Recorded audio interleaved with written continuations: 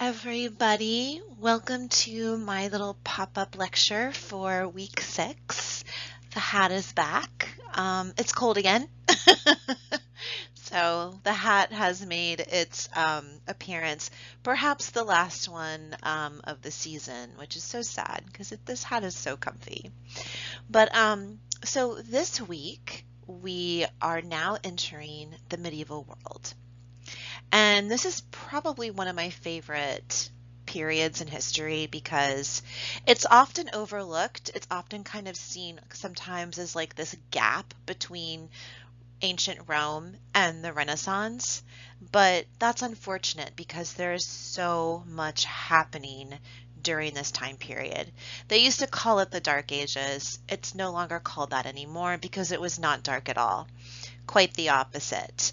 And this is one of those times when I wish I could just take everyone on a field trip to medieval times in Orlando because I think it would be so much fun after learning about this time period to then just kind of like have this fun recreation of it. And it's been a very long time since I have been there, but I have had some students tell me that it's pretty good, that it's pretty fun.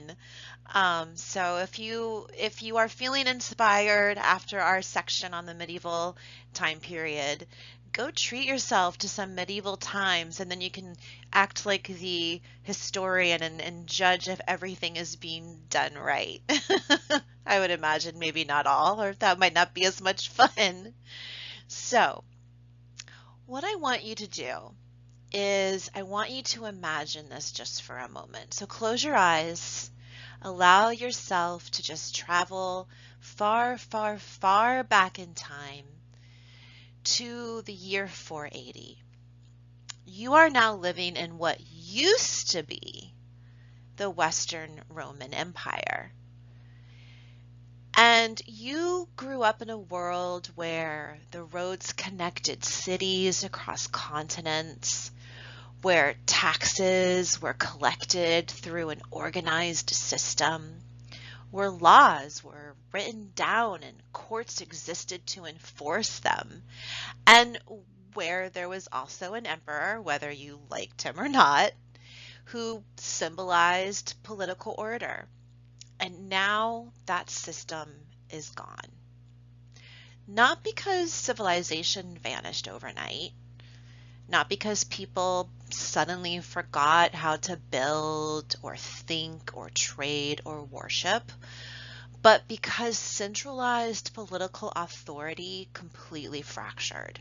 The thing that was holding it all together, which was military command, taxation, bureaucracy, legal enforcement, all of these things collapsed. And it left this huge question hanging in the air. So now what? Right? Who enforces contracts now? Who protects the trade routes? Who maintains those unbelievably strategic Roman roads that connected the entire empire? Who defines what counts as legitimate authority anymore? Who's preserving knowledge? All of these questions were up in the air. It was a time of huge instability. And honestly, just as important, who tells people what order even looks like anymore? Because when we begin talking about the medieval world, I do not want you to treat it like some historical pause between Rome and the Renaissance. It's just, like it's just a waiting room where nothing is happening. The Middle Ages are not a placeholder in history. They are definitely not some cultural gap. We don't even call them the Dark Ages anymore, right? Because that label was basically later propaganda. It was retroactive storytelling designed to make the Renaissance look like the heroic return of light. But what's actually happening here is far more interesting. This is a period of intense reorganization, Political structures are shifting, religious institutions expand, intellectual centers actually move geographically. They don't go away, they just move, and legal systems get rewritten. Skylines are changing dramatically. Wait till we get to the Gothic architecture, because if you think Roman architecture was impressive, you are about to see what happens when builders start aiming their structures towards the heavens.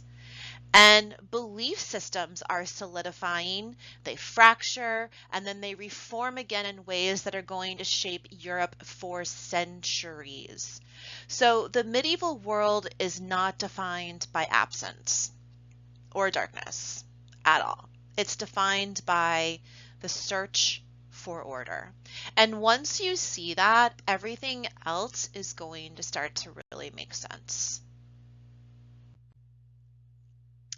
So, when the Western Roman Empire formally collapses in the year 476, what disappears is not the roads.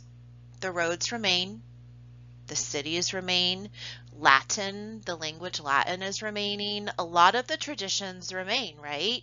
They don't just go away. Humans hang on to traditions. That's why they're called traditions. But what disappears is the centralized coordination, this kind of the spine that organized the life across all of the regions. And history teaches us something pretty consistently, that these moments do not stay empty for very long.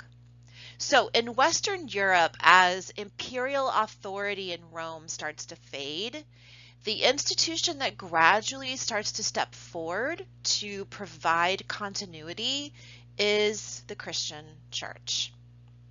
And yes, there is a huge irony here, because Christianity had been persecuted under Rome for generations, but the church had something incredibly practical that the post-Roman world desperately needed, and that was structure.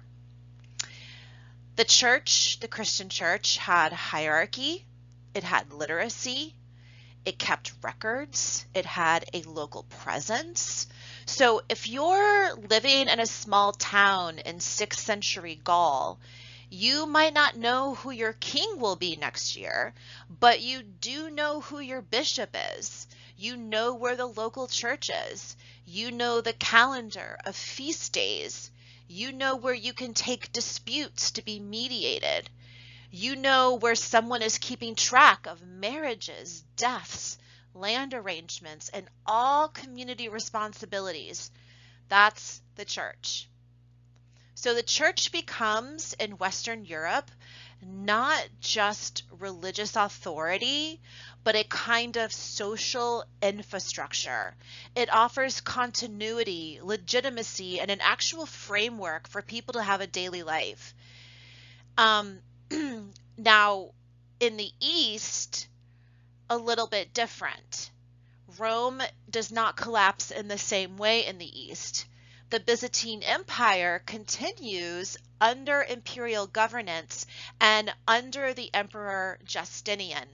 Roman law gets codified into what we call the Corpus Juris Civilis, which is this enormous legal project that actually preserves centuries of Roman law.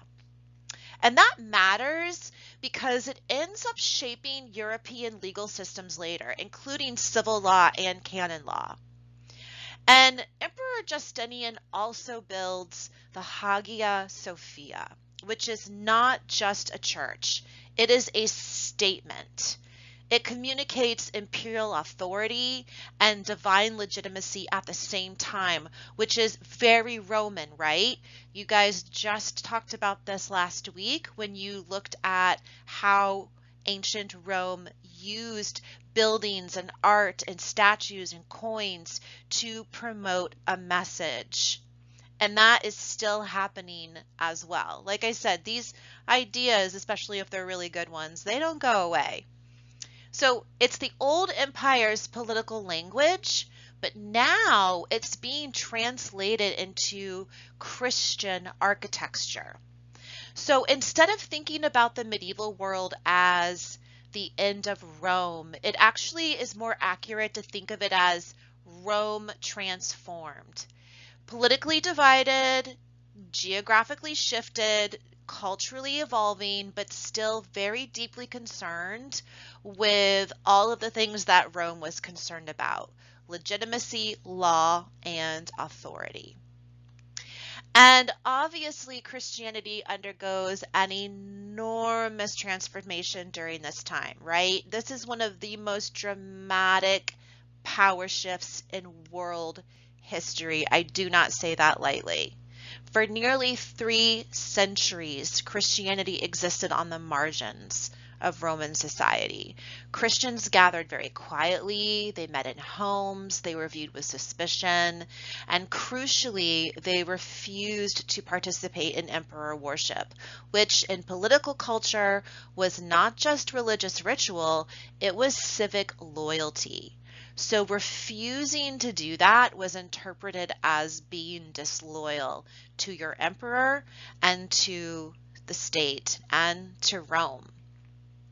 So that's why you saw the persecution of Christians intensify.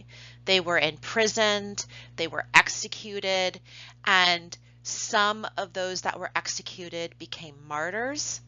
And those martyr stories became very powerful tools for early Christian identity.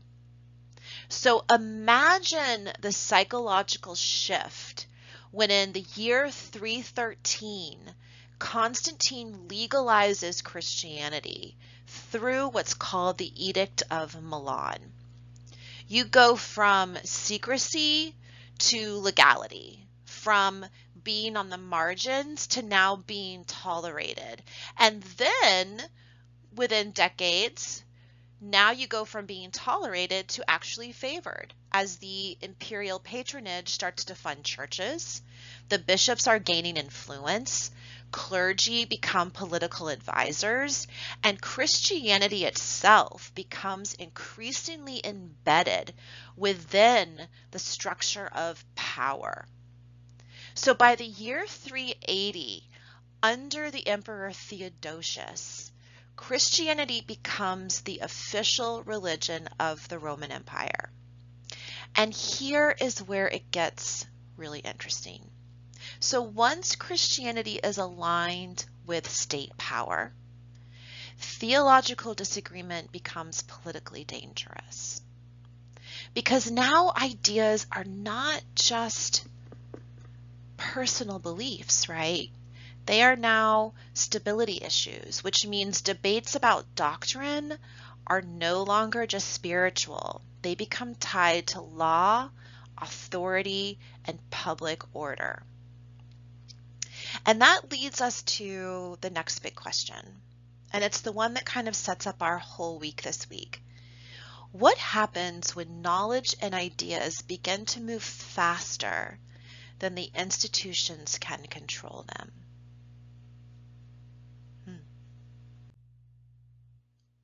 So here's where we're going to pivot for this week. And it's a really big one. Because once you understand that the medieval world is fundamentally about the search for order, political order, religious order, intellectual order, then the printing press becomes more than just a cool invention. It becomes a cultural earthquake. And the core issue behind the printing press is not really mechanical. It's not just about the gears and the ink and the metal type. It's about the access that it provides. So I want you to sit with 3 questions, because these are going to echo through everything that we're going to talk about this week. How does access to knowledge shape power? Who controls ideas? And what happens when ideas spread faster than institutions? Because for most of human history, information always moved very slowly, right? Knowledge usually stayed very local. Texts were very rare. And if you wanted access to important ideas like religious texts or philosophy, law, or scientific learning, you usually needed to go through an institution that controlled it. So before the printing press, everything that we had was written down by hand by monks in monasteries. This was backbreaking, hand-crippling work. They were transcribing ancient texts word by hand. This would take years. So imagine how long it would be just to transcribe the Bible itself. And not only the time that it took to transcribe the Bible, but the materials that you needed to create it.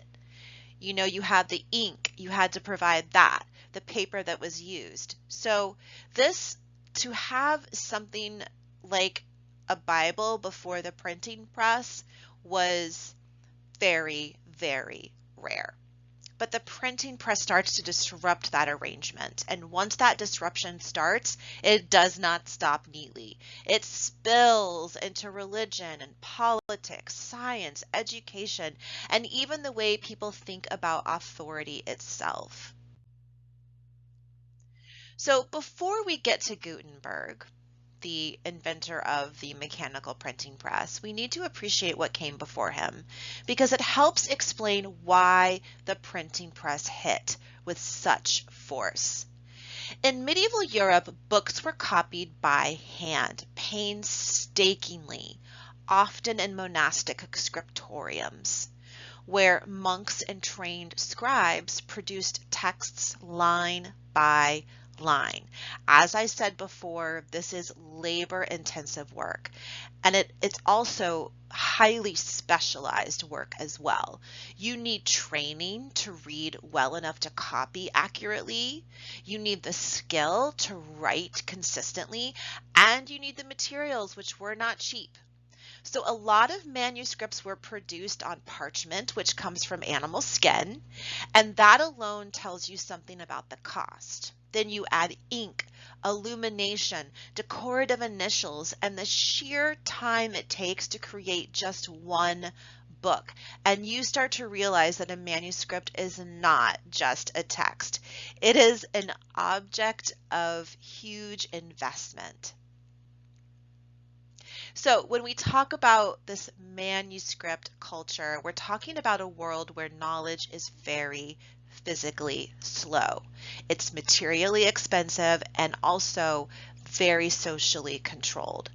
There was access to very few. So why does this matter? Because when something is scarce, it creates authority. If a text takes months, or in this case, even years to produce, and there's only a handful of copies of that exist, then access to that text becomes a form of power. Not everyone gets to read it. Not everyone gets to own it. Not everyone even gets to see it. And that means the people who control these manuscripts, usually the religious institutions and the very elite patrons, they also control how knowledge circulates and how it gets interpreted. So manuscripts were not just expensive, they were politically meaningful. Limited copies meant limited access, and limited access meant that knowledge stayed concentrated in the hands of the institutions that could preserve it, sponsor it, and gatekeep it. So you have now the only people that have access to this knowledge are the elite, the religious institutions, and of course the kings and the powerful institutions. The majority of the people, remember that feudal system, that pyramid, all of the common people at the bottom, no access. That's a big deal because as we know, knowledge is power. So when you don't have access to it, then you don't have. It really takes away your power. So let's layer in another reality. Most people in the medieval world could not read. Literacy existed, but it was not widespread in the way that we imagine it to be today. So for many communities, access to sacred texts or legal codes or philosophical ideas was mediated by clergy and elites who could read. And that is a very important word here, mediated. Because if you cannot read the text yourself, then your relationship to that text is filtered through someone else. Someone interprets it for you. Someone else decides what parts matter. Someone else chooses what gets emphasized and what gets left out. It's like playing telephone in a sense. The words always get changed by the time it reaches the very last person, right? The information is not the same. Also, you could control the information that's passed down. So literacy, to be literate, is not just a skill, it is a form of social power. The ability to read becomes the ability to interpret, and the ability to interpret becomes the ability to shape belief, morality, and identity. Because remember, the majority of the population could not read and they could not write. So they had to rely on what other people were telling them, which is huge when it comes to religion. Because at that point, you're being told what the Bible says. You don't know that for yourself.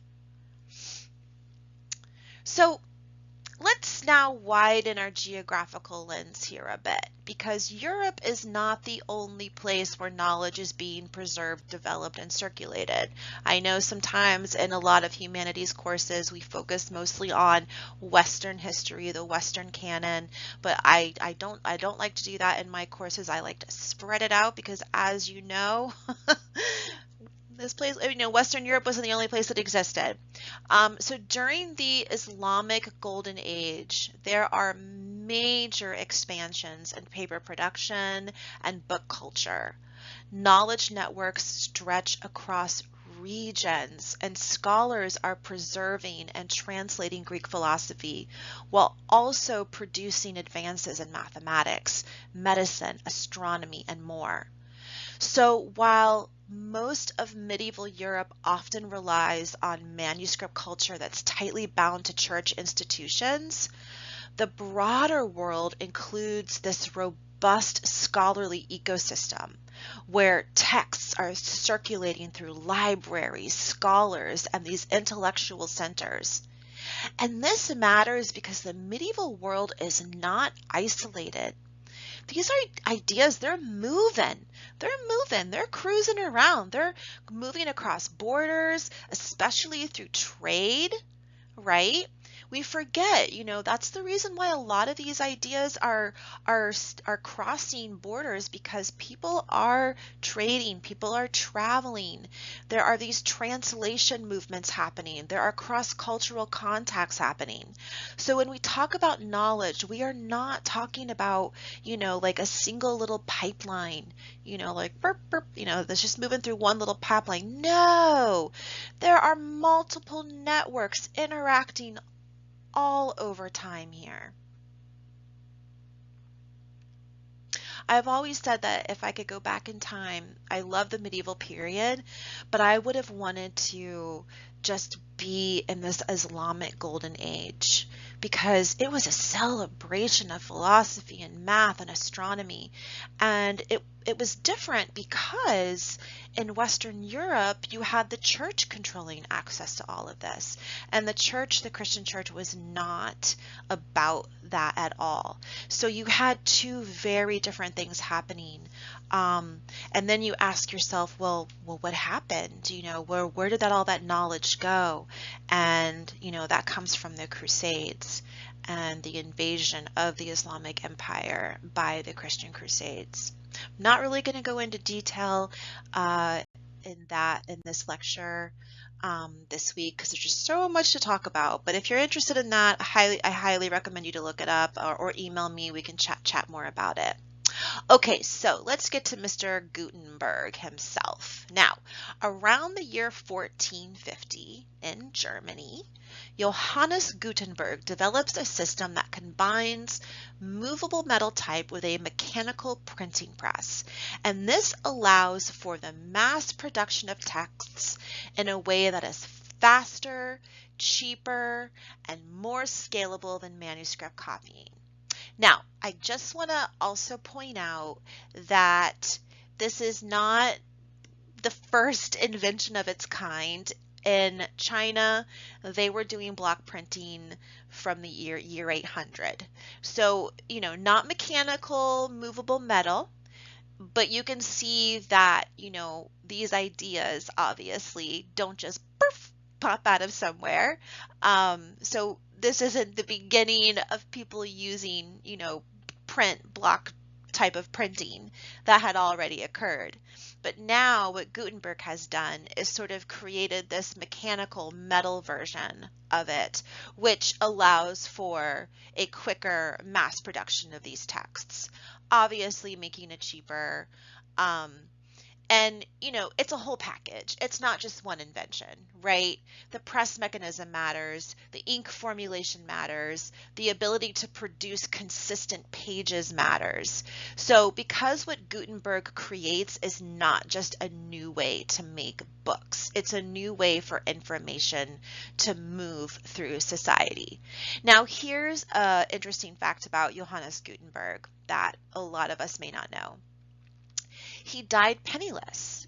Can you imagine the person that is credited with creating and inventing something that has revolutionized the world died absolutely penniless? And it's sad because it was just poor timing. He was in Germany, and what he did was he was printing books in Latin, specifically Bibles in Latin. And who could read at the time? Nobody. And if you could read, you most certainly probably couldn't read Latin. So he kind of shot himself in the foot there, that he was printing things that were not really selling. And so, unfortunately, because he put so much of his money, he went into debt. He owed his debtors a lot of money from just the creation of the press himself. And then, not to make any money off of what he was printing, he died in debt. But what happened is that other printers in Germany saw, obviously, this printer, realized the capacity, what it could do, and they took the printing press to Italy. Now, Italy, obviously, compared to Germany, is surrounded by water on three sides. Italy was the center for trade during this time period. So imagine you take the printing press to Italy, you're a printmaker, you're printing books off, you can now give 20 of these books to captains in the port, and all of these boats are sailing to different places around the world, and you have just now created the first global widespread information. So you think about this and you realize all of these things happening, and it's happening in Italy, and then all of a sudden what happens after that? The Renaissance, right? It's a domino effect. As I said before, things don't just happen in a vacuum. There's little things that always build up to it, right? Little embers that are burning underneath, little things that are happening, little domino effects that from the very, very beginning of time, boop, that first domino lays down, and then boop, boop, boop, boop, boop, boop, boop, boop, boop, boop, boop, like the ripples in the pond. So, what actually changes once printing becomes viable? First, speed. Production increases dramatically. Instead of copying one book at a time, you can now produce many copies in a relatively short span. So that alone disrupts scarcity. Second, affordability. books become cheaper over time, which means access expands beyond just monasteries and elite patrons. Third, standardization. Printed text can stabilize content. You get more uniform copies, which matters for education, religious practice, and eventually scientific communication. And fourth, and this might be the biggest one, ideas circulate much more widely. And when ideas circulate more widely, they stop belonging only to institutions. They start belonging to the public. Now let's talk about religion, because this is where the press really becomes explosive. The printing press enables the rapid spread of religious texts. And as lay access to scripture increases, something shifts in the relationship between believers and authority. Because if people can read sacred texts for themselves, or at least access them more directly, then interpretation becomes less centralized, right? It's not coming from a central unit anymore. Now, the people themselves can make the interpretations. New readings are now emerging of these words. New arguments, of course, are spreading because these new ideas are not the same. And, this is, new debates are intensifying. And when religious authority has been one of the major organizing forces in society, any challenge to that authority does not stay contained inside theology. It will affect law, politics, social identity, and power. So printing doesn't just spread religion, it changes who gets to actually participate now in religion intellectually. So this is where we get Martin Luther. This is where he enters our historical journey. And the printing press is basically his amplifier. It gave him exactly what he needed. So Martin Luther is famous for writing the 95 Theses, and they don't matter just because Luther wrote them. They matter because they were printed and distributed. Huge. Now it's not just the Bible being printed, right? Now we have people's ideas being printed. Whoa. And this print makes dissent actually portable. This makes critique repeatable. It makes debate public. And once religious debates become public, they are no longer controlled conversations that are happening inside church hierarchy. They become mass conversations where people start choosing sides. They start aligning with ideas. They start forming new identities around these new beliefs. So, out of this is born the Reformation. And it's not just a theological event. This is also a media event, probably one of the first of its kind. And this is what happens when a powerful institution encounters a technology that makes its authority contestable at scale. So think about this. The church has now met its match. It used to be that the church controlled the language that was being told to the masses, to the public, right? This is what this says. We're telling you what it says. You can't understand it because you don't know how to read it. Now, all of a sudden, with the Martin Luther and the Reformation, he is saying, hey, I think that people should be able to understand the Bible, aka the Word of God. It should be translated into the vernacular so the people themselves can read it, make their own decisions about what they believe. And so now you have this powerful institution, the church, coming up against technology. Yeah, very, they weren't ready for this. And so it's like this technology has brought them to their knees because now it's making them answer, saying, hey, you guys don't have the authority anymore over what we can and cannot think about what is written in the Bible. And that's a problem.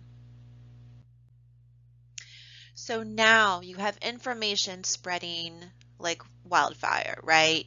So when information starts spreading faster, institutions do what they always do. They try to control it.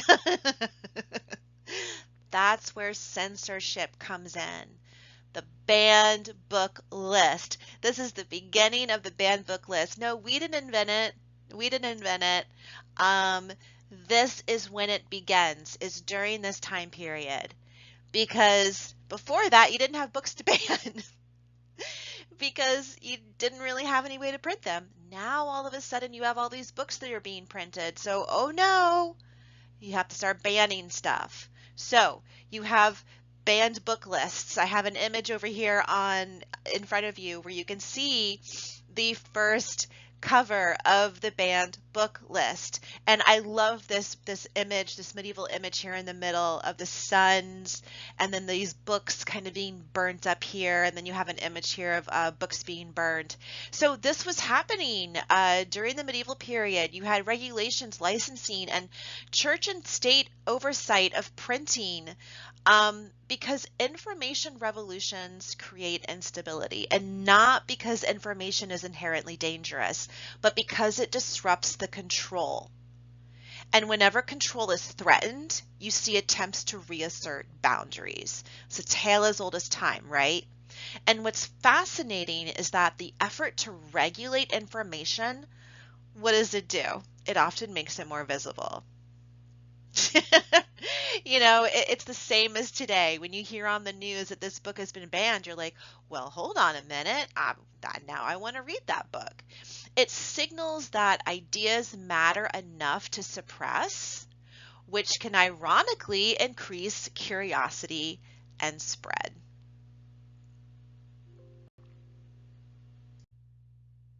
So the printing press also transforms science. And the mechanism here is really important. Scientific knowledge depends on communication in this time period. It depends on shared vocabulary, shared diagrams, shared data. And, you know, before that, there was no way you could do that. But now with print, you can produce these uniform diagrams and these standardized texts that scholars across regions can actually reference consistently. So that means ideas can now start to accumulate. They can be debated, they can be refined upon, they can be corrected and built upon. So the printing press doesn't quote unquote cause the scientific revolution all by itself, but it absolutely helps create the conditions where knowledge becomes more cumulative, more collaborative, and more scalable. So let's bring it back to sacred texts for a moment, shall we? Because print changes religious life in a very deep and personal way. And increased access to religious teachings means more people can engage with scripture directly. So even when literacy is uneven, which it was obviously during this time period, the presence of printed materials changes the culture of belief. Sermons can quote the printed sources now. Pamphlets can circulate these arguments, households hold texts, and that shifts religious authority from being purely institutional to now being increasingly personal and interpretive, which does not necessarily mean that institutions disappear, obviously, as we know. It means that authority just becomes more complex. It becomes more contested and more negotiated. So if we step back, the printing press is an information revolution because it accelerates idea transmission, It expands literacy over time, and it reshapes education and politics and redefines authorship. It changes what it means to be an expert. It changes what it means to be someone who's a reader. And it changes who actually gets to participate in public knowledge. And once those changes start, they don't only transform Europe in the 15th and 16th centuries, they shape the modern world. And this is where it gets a little uncomfortably familiar because we are living through our own information revolution right now. So imagine the people that were living during Gutenberg's that revolution, seeing books being printed for the first time, having access to books and holding a book in your hand for the very first time. It's kind of the same for us because we now are experiencing a new sort of instant access to information. We thought, for them, it was just getting a book printed. And for us, it's like the internet, right? For those of us who remember dial-up, that was almost like living before the printing press now we have instant access to this information. It's like that. Now there's also the concept of blurred authorship. Rapid idea distribution, new ethical and intellectual questions, exactly the same types of things that they were dealing with back in the 1400s. So, like the printing press, the technology itself is not the whole story, right? That's just kind of the catalyst. The story is what happens when that access expands faster than institutions can adapt, and when people are suddenly exposed to more knowledge than any system has historically been able to regulate cleanly. Think about it. This is unlike anything that humans have ever experienced before. We have access to so much information at the same time. So when we talk about digital media and AI, we're not just talking about innovation. We're talking about authority. We're talking about credibility. We're talking about interpretation. And most importantly, we're talking about power. So here is the key question I want you to sit with because it ties the medieval world to your world today. When access to knowledge changes, who gains power? Who loses power? And how are we living this shift today in the way that we learn, the way that we argue, the way that we trust the sources that we read, and the way that we decide what's true and negotiate authority? Because the printing press did not just change books.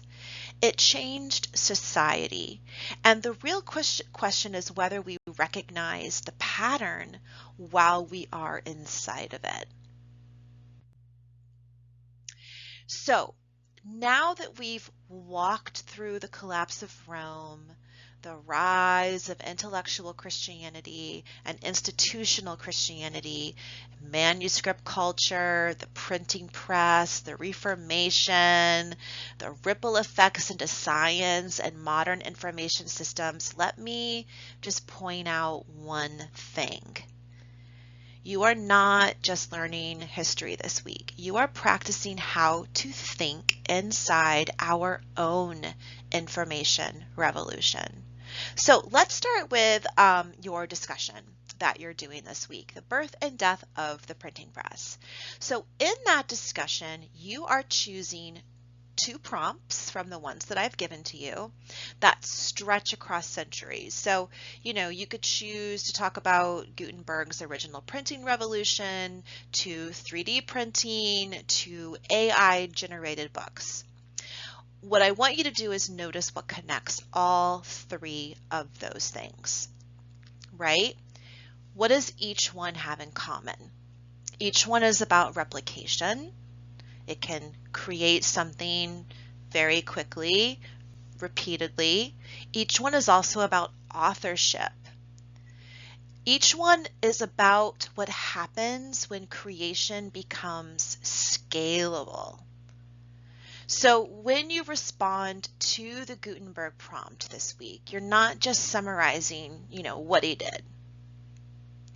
I want you to think about how access to knowledge has reshaped authority. Like when you look at 3D printing, you're extending that question into material production. What happens when objects can be reproduced like texts? It's pretty wild. If you watch the video that I provide you, the Vice video on 3D printing, I mean, it's incredible. Think about the housing shortage that we're experiencing, how expensive it is to buy a home. Now imagine 3D printers printing homes, what that would do to the housing industry, to homelessness. And when you examine AI and authorship, you're stepping directly into our moment right here, and you're asking, if a machine generates the text, who is the author? Who owns the meaning and who gets the credit? These are all really interesting questions to think about in this world. So your initial post needs to be substantial, 9 to 12 complete sentences. And because I want you thinking, not reacting, and then your peer responses are where you get to practice something even more important, and that is intellectual engagement.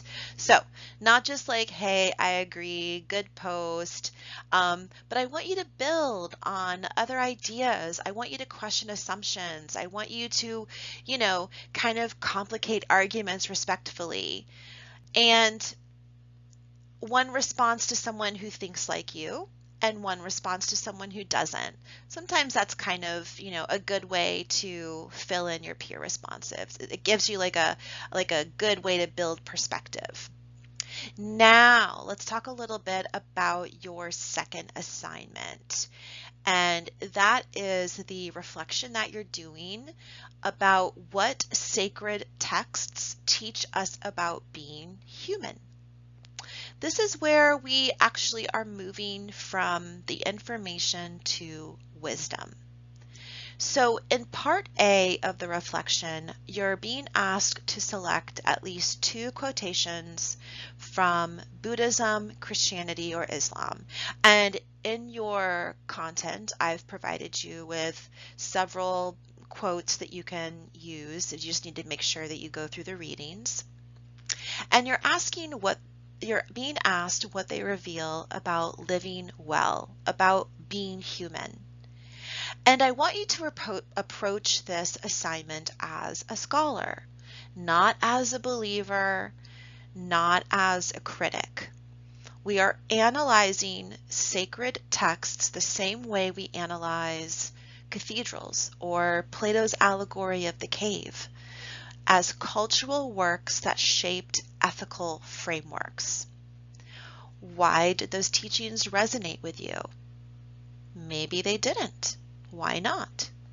What do they reveal about justice, compassion, restraint, dignity, or responsibility?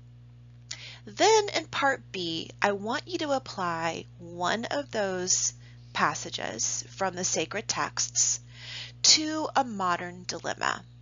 So a problem that we face today. This could be, online speech, like online bullying. Or it could be AI authorship, consumerism, environmental responsibility, restorative justice. And this is where you're making the connections.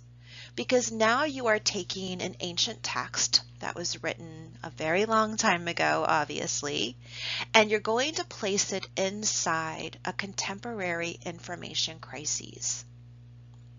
You are asking, how would this principle shape a decision today? And I just want to remind you, this is not a devotional reading. I've had some students reach out to me in the past and say, Professor, I'm not a religious person. I'm finding this assignment a little awkward. And that's where I ask you to kind of stop and remember, this is not a devotional reading.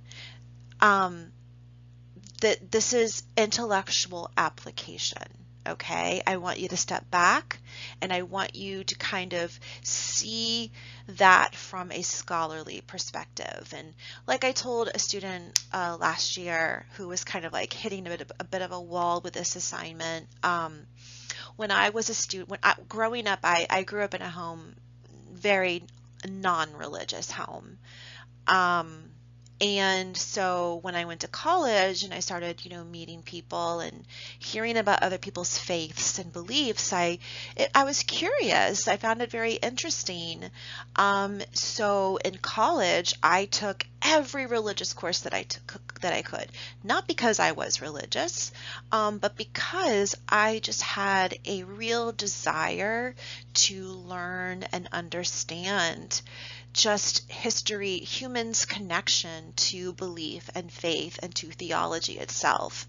Theology being the study of, religion. And it was really eye-opening and amazing to do that. And I ended up minoring in religion in college. And it did not make me religious. It just made me, I felt a little bit more wiser. It helped me understand the human condition a little bit better. But more than that, it helped me embrace diversity and to embrace how everyone approaches faith and belief a little bit differently.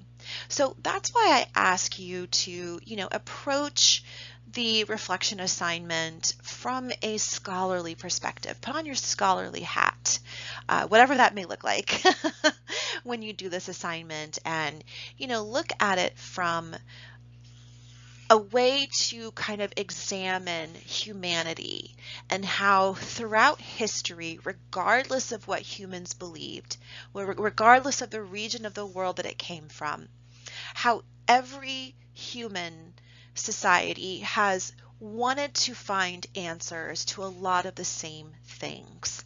And, in your readings this week, I have provided for you some sayings of Jesus and the Buddha that are very similar. And it's interesting to think about why that is, right? So I'll leave you with that. And if you have any questions about any of the assignments this week, please reach out to me. So I want you to just to understand, what you're doing this week is just, it's not just about Gutenberg and the printing press. I want you to think about, what it means about authority, what it means about interpretation, what it means about replication, and how humans navigate moments when knowledge is expanding faster than the structure is built to contain it, like us today. And look at Gutenberg. He died penniless. So, obviously things were moving way too fast for him too. But then look what happened. So once you see that, you're going to start to recognize that this is not just medieval history. This is our world. This is our world today. Okay, have a great week, everyone. And if you need anything, I'm here.